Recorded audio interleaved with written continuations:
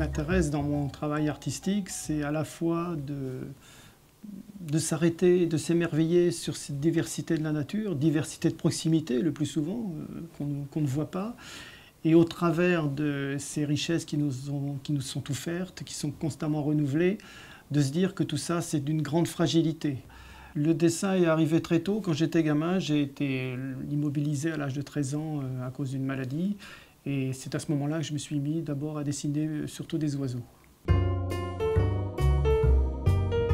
J'étais passionné par la nature, mais j'étais déjà aussi passionné par l'art et l'histoire de l'art. Si bien que j'étais aussi émerveillé que par un oiseau ou par un gland, que par une peinture de Picasso, de Malevich ou de Van Gogh.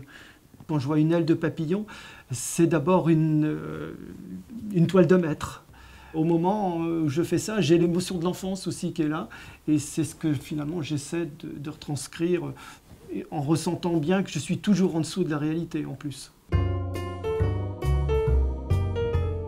Pour moi, il y a vraiment une proximité extraordinaire, comme si j'étais dans une sorte de musée où j'ai presque envie de pleurer devant ces toiles et devant ces objets que j'ai récoltent dans la nature. Souvent, j'en mets plein mes poches et évidemment, j'ai jamais le temps de tous les passer à l'aquarelle, entre guillemets.